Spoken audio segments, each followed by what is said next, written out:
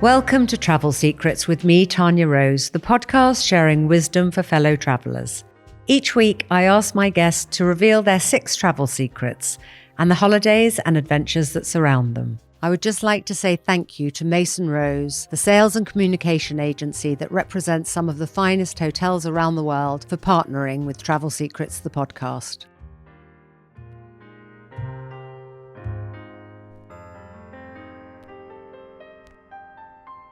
Today, my guest is the brilliant, lovely British-Austrian businesswoman, Nadja Swarovski. Nadja and I've never actually met, but our paths have crossed many, many times. We did something together with the English National Ballet and the costume design. We've done so many things. Our sons are at the same school, but different years. So it is wonderful to have you here. Your family company, Swarovski, I think you were the 5th generation. That's when right. You were the global strategist who basically took it to Hollywood. I mean, I know they had already done things like the ruby red slippers in The Wizard of Oz and Marilyn Monroe's dress and things, but you literally catapulted it into the stratosphere. I'm so excited to hear about your next phase and your new investment and your new company. So welcome to Travel Secrets, and tell us all. Well, thank you so much, Tanya. It's great to be here. It's such an honor. In particular, it is so fantastic to be here in the heart of London in the beautiful Peninsula Hotel. Such an international institution. You're an international person, and I'm sure you're going to tell us many tales about living in Hong Kong and all over the world. So I can't wait. But perhaps before we get into those travel secrets, you can just tell us a bit about yourself. Mm-hmm. And how travel has made the person that you have become today. Yeah, it's actually very interesting. Travel did have a huge impact on me because I did grow up in Austria in the Tyrolean Alps. And I just remember as a child feeling so trapped by those mountains. And I would just lie on the grass and look up at the sky, and I would watch these airplanes go from mountain range to mountain range. And I would just always wish and dream that I could be on the airplane and go abroad and away. And so I actually thought as a child, the only way to get away is to be a stewardess. So that was actually my number one career aspiration, to become a stewardess. Oh, really? But believe you me, in the meantime, within my career, I have figured out to travel just as much, or if not more, than the average stewardess, you know? Absolutely. And I certainly have always put pressure on my son, asking him to please invent the beaming machine to make travel a little bit easier. Wouldn't that be wonderful? And actually, travel is fantastic and we all love it, but the actual getting from A to B is not quite as easy as it used to be through airports. Yeah. So Wattens was your hometown, was it? That's right. And Wattens is it's 17 kilometers east of Innsbruck. And I'm so impressed, Tanya, that you even know of Wattens. I do, because I had a boyfriend whose father ran Swarovski France, and he was always going to Wattens. So it's very much ingrained in my brain. Yeah, that's amazing. Well, you know, throughout my life, I've actually I stopped bothering to tell people where I come from, because in the States, often people would say, oh, you're from Austria, you must have so many kangaroos. Oh, no. Oh, dear. And certainly Wattens, nobody knew. So we just started to call the town Wattens to make it sound a little bit more international. And then they said, oh, France, lovely. Wattens in France. Oh, how fabulous. So let's get into your travel secrets. What is the number one destination that you think everyone should go to once in their lifetime? So I almost feel I can say been there, done that, in terms of so many amazing locations in the world. But the one location where I, as an individual, feel like such a human is Kenya. Oh, really? And the bush in particular. And, you know, there are just certain emotions that are awoken within you that seem like a distant memory. Like, you know it's a lion in the bush when you hear a lion. Now, how do you know it's a lion? Not having grown up with lions, you just know it, you know, and that innate kind of instinct that just kicks in and wakes up. It's so amazing. Or actually the same thing, you know, if you go to Arizona, that sound of a coyote at night, it sends shivers down your spine. Although you're in a very safe compound. No, why is that? And on and on and on. There's so many different locations that have that impact on me personally, on my soul, I have a physical reaction. And that's what makes me feel human. And I think those kind of experiences are so amazing as our societies have modernized, and we're so detached from nature. Every day we walk on so much cement, we can't feel earth, the pollution outside. We can barely smell the flowers. You can barely hear the birds. The traffic sound overtakes that all. So to be in an environment where the sound and the smell of nature is so amazing, I find is so, so important. And where in Kenya did you go when you went? Which safari camp do you remember? I was in a camp north of Kenya, which actually belongs to my brother-in-law, Nigel Adams's mother-in-law, called Cookie Goldman. Oh, okay. She wrote a book. Absolutely. About her life in Africa. There was a movie made of it. Kim Basinger played her. So we stayed with him and his family, and that must have been fantastic. It certainly was an adventure. And I went with my parents and my children, or my children and my parents. And, I think in general, just to have these adventures with your family is such an incredible bond. To go through these emotions together is so bonding as a family. And I think you're right. We're so away from nature living in a city. So, and I know sustainability and that sort of nature is all really very important to you, which Absolutely. I'm sure we'll get into. But Yes. I think there is nothing better than going on a safari. Yes. And getting up early Right. to see the first game drive, and then the one in the evening, and then you put the table out and you have cocktails and everything. It's just so beautiful. It's amazing. It's really, you feel you are so far away from our superficial reality. Yeah, absolutely. And feeling very, very grounded. And actually talking about superficial reality, because it's not superficial reality, but going back to when you were working at Swarovski, I mean, you worked and you literally did propel that brand with those amazing stones, working with fantastic fashion designers from Alexander McQueen to Erdem to Christopher Kane. But sustainability was very much something you had in mind, wasn't it? Absolutely. And, it's really because I grew up as the engineer's daughter. My great-great-grandfather had 3 sons, and my ancestors were the engineers.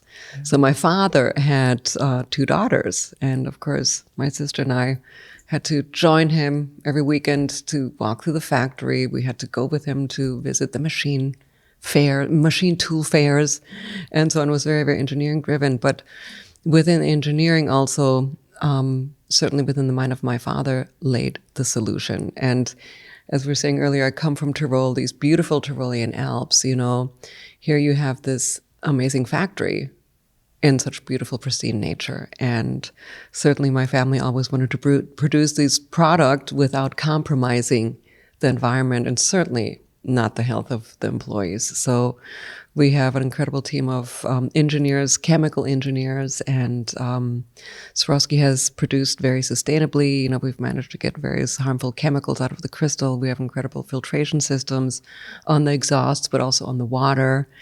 And so by the time I entered the business, I just felt, we have so many amazing practices. Let's just formalize this. Let's get the factory certified, and let's implement things that might not already be implemented in terms of sustainability. And certainly let's talk about it. All these expressions of sustainability department, CSR department, they kept on changing names. A lot of people greenwash it, don't they? And they just talk about it, but you actually really implemented it. Yes, absolutely. No, and it was really important to also make all the colleagues and factory workers understand it fully and take that ownership and take that pride. And I have to say, as a family business, it's really important to be sustainable because, it's a sense of accountability and responsibility of giving your customer a product that is good, not just in the sense of design or ingredient, but also in terms of its impact on the environment. Yeah. And certainly the people involved in the creating process. And actually, I know Wattens is like 10,000 people, 5,000 of whom work at the factory, don't they? So It's very much part of that whole absolutely.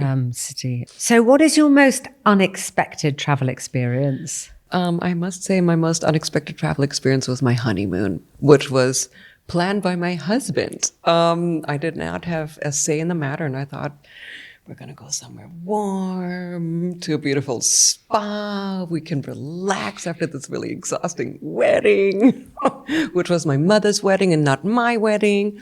But that's a whole other story. No, so we ended up going to the Seychelles, and it was basically a tiny little island. I think it had 5 huts on it. Kind of run down, beautiful, Robinson Crusoe. Wonderful, but I wasn't expecting it. And so I was really looking forward to a massage. And I asked at the reception, could I have a massage? And there was a bit of a hesitation. They looked at me in shock. I asked for a massage. And after about a minute, they said, yes, yes, yes. Yes, you can have a massage. And an hour later, they directed me into a little hut, which, as it turns out, was the infirmary. It wasn't the spa. It was the infirmary with a little table. And it was a doctor's table, and the massage was a little bit rough, not relaxing at all. I thought, my gosh, this person is not very trained. But I didn't ask any further questions. And later on that evening, we went to dinner. First went to the bar to have a drink. And lo and behold, there's my massage therapist, the bartender. So in any case, it was we then proceeded to go deep sea fishing for tuna. And I just remember getting on that boat thinking, oh my gosh, it's so dirty. And I looked in the cabin. I thought, oh my gosh, who lives on this boat? It's so dirty. There was one little bed in there. And I thought, this is so disgusting. Why can't they clean this up? So, of course, I got so seasick. They gave me Dramamine. And I was basically just rolling from one side to the boat to the other. So I thought, I need somewhere to lie down. So I thought, yes, that really dirty bed. Oh my gosh, there's nothing. That sounds so amazing right now. So I went and nestled up in that bed, and it was the most comfortable thing. And I slept for basically 2 days. I don't know how many tunas my husband caught in the meantime. But I missed out 2 days of my honeymoon. But then we went on to Botswana. The second part of the honeymoon was a horseback riding safari. So I guess I have to be very appreciative of the 2 days on Dramamine. I did catch up with my sleep. And so here was the horseback riding safari, and beautiful tents. And, you know, they brought out the horses, and the horse that I got had these claw marks down the back legs. And I thought, my goodness, what happened here? So yes, lo and behold, that horse was attacked about 6 weeks ago by a lion, and the remnants were still there.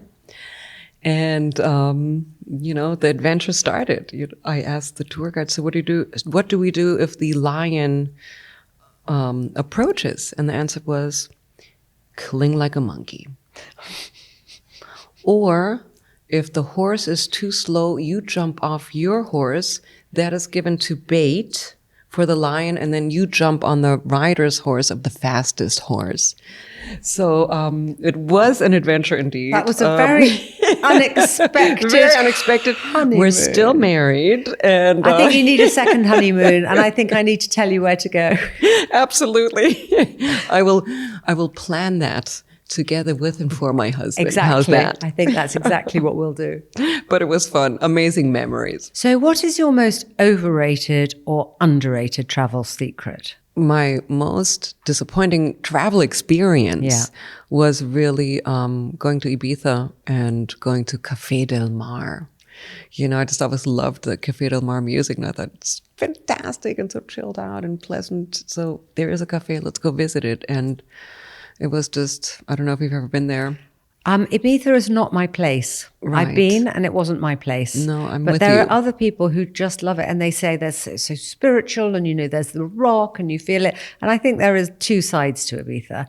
But also, I had Luke Evans on the podcast, and the first time he went, he hated it, and then he went back with Kelly Hoppen because she lives there, and then he bought a house because he loved it so much. So maybe I didn't give it, you know, enough time, but it is not my place. No, I'm with you, actually. And there's definitely a very strange vibe there. But also, if you look at the history of what happened in Ibiza, pretty brutal during World War II or right afterwards. Yeah. So maybe that's the energy I was picking up on then. Absolutely. You know. And you know, there are so many places to go. So why go back to somewhere that you weren't that happy with? And, you know, certain things, I mean, you just feel it subconsciously, you know, and you want to like a certain environment. You've heard so much about it, but something just doesn't resonate. And I think it's really important to listen to that. And also, it's often the case when you're so excited about going somewhere and then you get there and you think, Really? And other times you think, I'm not sure I want to go there. And then it's the best thing in the world. That's right. Exactly. Yeah. No. Yeah. Oh, that's very interesting. That was an underrated experience. No, and you know, so it was this very unattractive cafe, modern, on a rock. It's, I think the septic tank didn't quite work. And, you know, it was so unspiritual and unspecial. But I do like the Cafe Del Mar music. You're yes, right. It's a good playlist. Fantastic, absolutely. A good playlist. And subsequently, I have to say there's so many other wonderful places in Ibiza that are more really like the Cafe Del Mar vibe. On the ground, on the beach, you know, with the water. So don't go to Cafe Del Mar, but go somewhere else, which is just a little area where you can have fresh fish or something from the sea. Exactly. That takes us nicely into food and drink, actually. Food and drink is so important to travel. So what do you like eating? Where do you like eating? What's been your favorite meal or restaurant or drink? Let's just talk about food and drink. Well, I think it's really important when in Rome, do as the Romans do. So let's start with Rome, you know. Well, Rome is easy. Italy is easy. Yeah. That local food. Then it is a different experience. For example, China. I used to live in Hong Kong, and sometimes I found that a challenge, especially going on business trips in China. Yeah. How long did you live there? I was there for 1.5 years, just before the handover, 1995 until 1997. Challenging to see the little fish tanks filled with toads for consumption. Really? No, I have to say, toad. I did lose a lot of weight when I moved to Hong Kong. Oh my goodness. I mean, some Chinese food is divine and delicious absolutely. and proper. No, that's right. And the proper Chinese food is just incredible. And, but you also have to know what your body resonates with or not, certain ingredients. Like the MSG. I wouldn't want to eat toad. Doesn't work that well. Yeah, and you know, I was the only Caucasian in the office, so my colleagues always went to the big Chinese restaurant, and you know, they really loved the specialty of the chicken feet or fish fin, and I have not acquired that taste for that yet. I think we go back to Rome and have a nice pasta. It's really good to try it all, but absolutely. What about London? Do you have favorite restaurants here? Yes, and I have to say I do like all the sushi restaurants. You know, I think NOBU does still a great job, or Azuma, and you know, we're so lucky about the food quality that we have here in New York is extraordinary. Another place of culinary bliss is really Las Vegas. Oh, really? It's unbelievable, the quality and the plethora of choices. Do you go to Las Vegas a lot? You know what? I used to go to Las Vegas for work. Of course, because for the fairs. And because all the crystals and the everything. various different fairs. Exactly. So the jewelry fair and then the consumer electronics fair was always fascinating. And it's amazing what's on offer there. Well, we're very, very spoiled in London. And there's a fantastic Chinese restaurant at the Peninsula Hotel in London that's just opened. Canton Bleu, it's called. Yeah. And it has little booths and the food is absolutely exquisite. So if you like Chinese food without it being the fin or the toad or any of those, I highly recommend that you come. And there's a great bar here, Brooklands. I don't know if you've actually been to the Brooklands bar, which has a view over Buckingham Palace. It's fantastic. And they do a very good Negroni. Top tip. Yeah, very good. No, it's wonderful what they've created with that. And you're bar. off to Mallorca. I don't know Mallorca well. I've obviously been to Mallorca. I went to the Residencia many, many years ago when Richard Branson did it. But I think there's some great restaurants now in Mallorca as well. Absolutely. There is a fantastic restaurant called Sebastian's, who was a chef at the Residencia, and he now created his own little restaurant. Wonderful. Good. So good. And, you know, but in general, just to answer your question, I really do appreciate just the straightforward food. Quite frankly, I appreciate the food that is just so fresh. Again, local meats, local produce. So just, you know, and therefore I have to say I do really appreciate the Italian cuisine, you know, especially Tuscany. And I just love those Tuscan restaurants. You arrive, you get a big bowl of fresh vegetables. You cut them up yourself. It's just amazing. Wonderful. And when it's grown in really healthy soil, the flavor is so good. You can really taste Absolutely. the taste of Tuscany. Yes, Fantastic. absolutely. What is your best travel tip? I have to say the best travel tip in general is just to find out to always get the insider point of view, and find that path least traveled. Find the back door to places, not the ones that are necessarily publicized.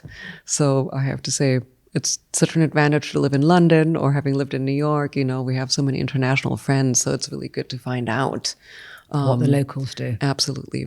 So my son was just in Japan and he was raving about this restaurant that only seats 4 people per evening. And no, you can't order the menu, you eat what's on the menu. You eat what is given to you because it's so fresh and it's the chef's choice. Lovely. So it's these little experiences, I think, that are really And amazing. a friend from Japan told him about Yes, that, or somebody who exactly. had been there. That's right. Yeah. To find the path less traveled and what the locals do is always a very good top trip. And how are you at traveling? Because you live on an aeroplane. I mean, you travel all over the world. Are you a good packer? Do you take hand luggage? Do you take hold luggage? How are you at packing? I'm a good packer.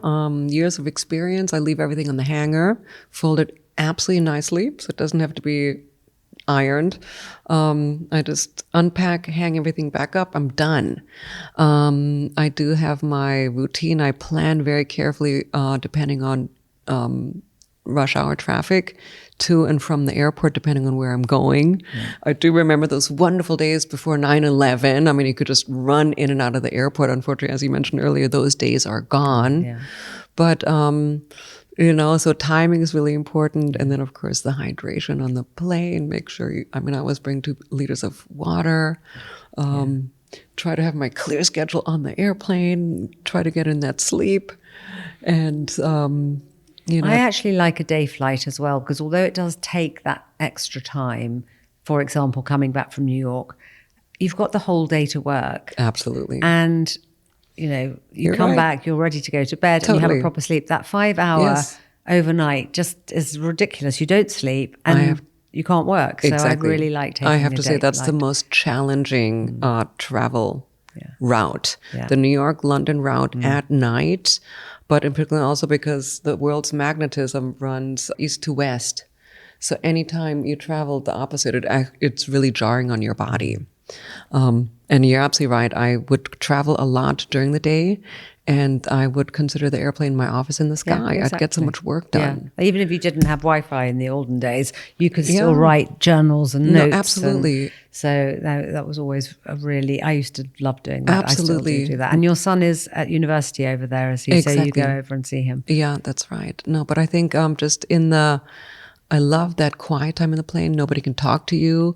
You literally get the bird's eye point of view of life, and that closure is so important to have. I mean, we all have such busy lives. We rush around, and just to sit back, take a breath, reflect, and focus forward it's a time for you. I don't know if Trini is a friend of yours. She's a friend of mine, but she's hilarious on a plane. She puts on one of these LED red masks.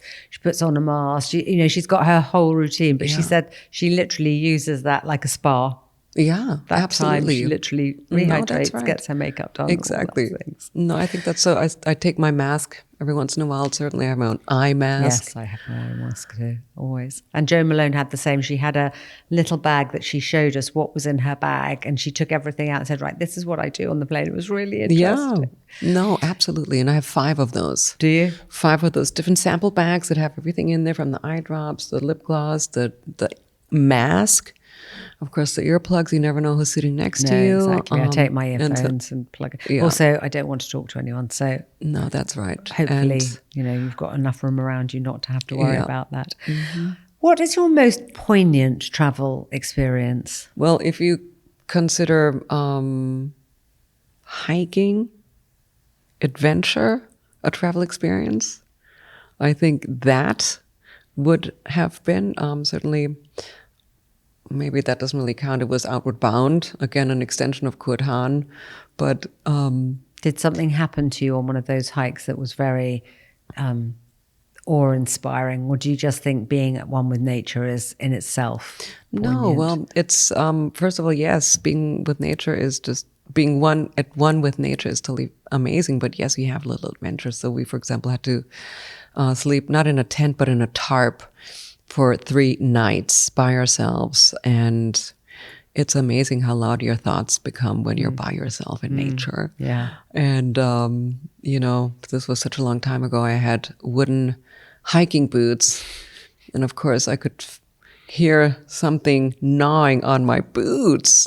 And I just kicked and something flew away. But then I checked with the torch and there were these 2 gnaw marks on the boots. I think it might have been a beaver. Oh my goodness, really? In any case, we were given a whistle just in case.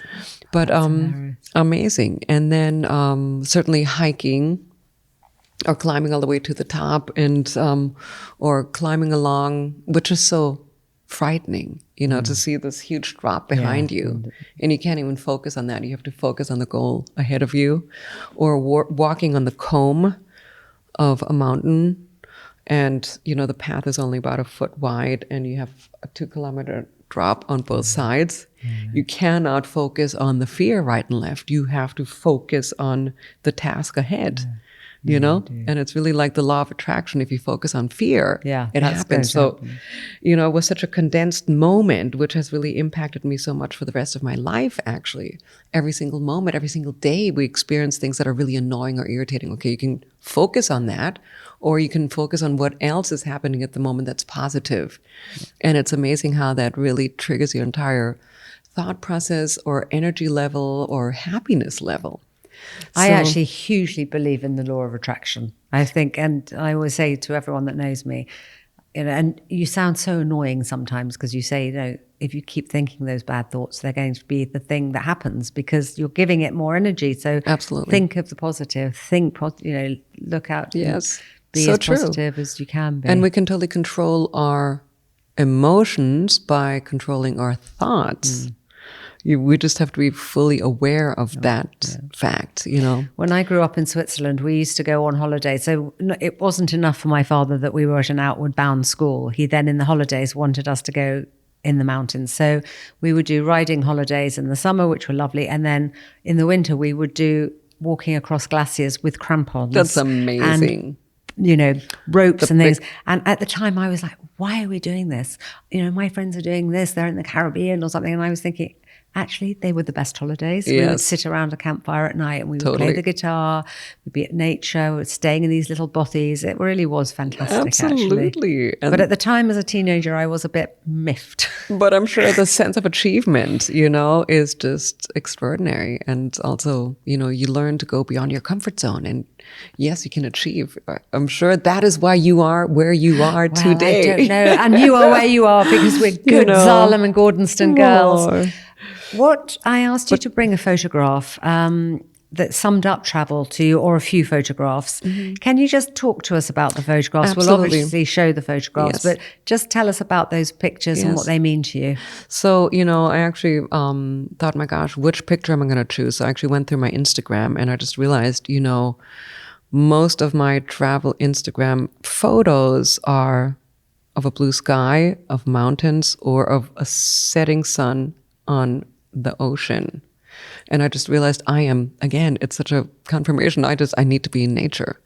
And I also need to have a vista. So maybe that has to do with the fact that I did grow up in Wattens, actually slightly above Wattens on the plateau, but with this view of the mountains. And that's why I also felt really great living in New York and living in Hong Kong. Yeah. And always having that vista. Yes, Hong Kong in particular, you have this huge mountain on top of which the high-rises are built, but you had this amazing vista. There was a viewpoint, sometimes versus London where you don't know where you are because you are within the buildings. So the peak, you used to go up on the peak and have a look over. Fantastic. Yeah. So inspirational. And also New York and Hong Kong are so similar to me because they're islands or peninsulas that are surrounded by this big body of water, and that energy just coming together is amazing. And the working ethic, the way people work in those cities, it's unbelievable. Non-stop, isn't it? Absolutely. And actually, I'm not going to let you go without hearing about your new venture. Tell us about your new venture and what you're going to be doing with that. You know, I almost feel talking to you now, I'm getting to know myself even better. I'm more clear about myself. So I did invest in this company called Really Wild. And it is a British clothing brand. And it was really started in nature. It was started creating tweed clothes for country pursuits. So the Wild stands for wilderness. And it was a female brand. And I just really appreciated the fact that the fabrics all came from Scotland, from these beautiful mills, Lovat Mill, Lochcairn, Linton. And that tradition of tweed making is centuries old. And again, as with so many craftspeople, it requires an apprenticeship in order to then become a weaver in those mills. And what fascinated me so much about tweed is, yes, it comes from the local sheep. And guess what? The wool quality is totally dependent on the weather, which affects the grass, which affects the wool. Oh, wow. And in those years, the grass quality isn't good enough. The British weavers had to outsource to New Zealand, for example. But I just really appreciated the fact that nature has an impact on the animal, which has an impact on the thread that then creates the garment. And so certainly what we want to aim with Really Wild, we want to educate our customer where this fabric came from. And no, it's not mass produced. And there was a hand involved, and there was a person involved that's very considered for the environment. Yeah. And it's an old tradition. And yes, at Swarovski, as I mentioned earlier, you know, as a child, my playground was the factory. I feel so familiar in factories. I love engineers. I love that problem-solving element within engineering. So, you know, my husband and I teamed up. We created a fund called Pegasus Private Capital, and we are looking for companies that have to do with craftsmanship, with our mission of protecting craftsmanship in order to protect cultural heritage. The world has become so modern. It's become so digitized. We're losing so much essence, you know, human essence that has to do with the DNA. You know, again, hearing the lion or knowing it's a lion when you hear it. That's the same as, you know, people are here. We are here to use our hand. And that creates a certain connection to the heart. Yeah. So with this brand or the various brands that we're invested in, we want to bring that heart and soul of the making to the consumer. And I can't help but think that you can feel the emotion of somebody who makes something with heart and soul versus something that's made in a factory that had really bad working conditions. I think you can. And to your skin and next to your body and your heart. Absolutely. And the jacket you're wearing is obviously a Really Wild. So this is Really Wild. It's made, it's called bouclé, which is a really kind of soft and fluffy wool, but it's actually a tweed. Yeah. It's made in the same mill that Chanel uses, Linton Mill. And it looks absolutely like a Chanel jacket. It's beautiful. Yeah. And, you know, and I'm also so we don't have any ingredient branding in here yet, but my first collection really kickstarts in September. Great. And we will have ingredient branding. We will mention the mills. I think they need to be celebrated. They need to be known. And in the meantime, you have a shop in Sloane Street. Yes, it's right. It's actually off Sloane Square, between Sloane Square and Eaton Square. We are looking for new retail locations. So we've been really focusing on online. And we're also looking to expand to North America. So I'm taking this collection to Florida, where I have to relocate temporarily. So I'm just very curious to see how the American customer resonates with the brand and with the material. I think they'll love it because they love Chanel and they love Scotland and they love tweed and they love Britain. So I think you'll do hugely well. And anyone that has you involved with them, with you have your Midas touch and your creativity, I'm sure will be a huge success. So before I let you go, where are you going next? You're going to Florida next? Any holidays or just starting your new business and taking I'm going to Florida, and in Florida, I'm actually involved in a sustainability project. It's in Windsor, which is a resort there, which is in Vero Beach, created by the Weston family. And so there's a plot of land left where we are investing, and Alana Weston is really spearheading it, and she wants this to be really a good example and forefront of residential a residential experience that is totally sustainable. And it's amazing how this entire building industry has evolved. You know, you now can get the solar panels in any kind of color, so they look actually like roof shingles and so on. And then really also embracing the local plant life, you know, using the right plants in order to overcome the mosquito issue, in order to reduce the toxins that flow into the Indian River in this example. And then this plot of land is next to the oldest American reserve, which actually happens to be a pelican reserve. So we're happy we won't have any neighbors there. So that's really important. And then in the summer, I'll be in Mallorca. We have a plot of land there, which is part of the UNESCO heritage. And there we have started to rebuild the old olive terraces that have been constructed by the Arabs about 1,000 years ago. You know, Mallorca was one of those islands that was continuously attacked. Was it the French, the Spaniards, the Arabs? But that's one amazing remnant from the Arabs, that incredible architecture. So we're restoring that. Lovely. We're restoring the olive trees that are 1,000 years old. We are wanting to restore an old finca that's on the property and create a well-being resort. You know, they now have a direct flight between Mallorca and New York City. And I just thought, you know what? Those New Yorkers need to come to Mallorca and sit and hug the 1,000-year-old olive tree and get grounded.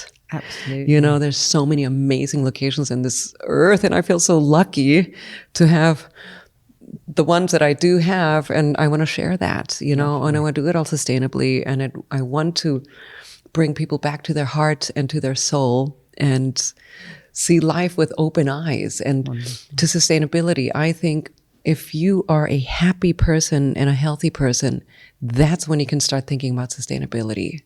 You know, the last thing you want to think about is sustainability if you are depressed or if you're living in a super polluted environment or poor environment. You have to think about survival. Yeah, of course. So we're just trying to set a tone in whatever we're doing, whether it's clothing, whether it's the craftsmanship, whether it's building. Sounds wonderful. If you need any help, yes, let me know when you're opening or Absolutely. Before you are. I'll give you any inspiration I Yes. can. I mean, wellness and well-being is so important now. Absolutely. So we have a lot of clients. And that's that are just in what that. I want to say right now, you know, to vacations. It's like, oh gosh, I can't, you know, vacations, to me, a vacation is going somewhere and appreciating nature, you know, and grounding myself and finding myself in my soul and feeling free, you know, and taking care of body and soul and mind. Nadja, it has been a joy and a delight to go around the world with you. Thank you so much for joining me. Well, thank you so much. There would have been so many more stories, but to be continued. To be continued. Thank Lovely you. to see you. Thank you. Great to see you.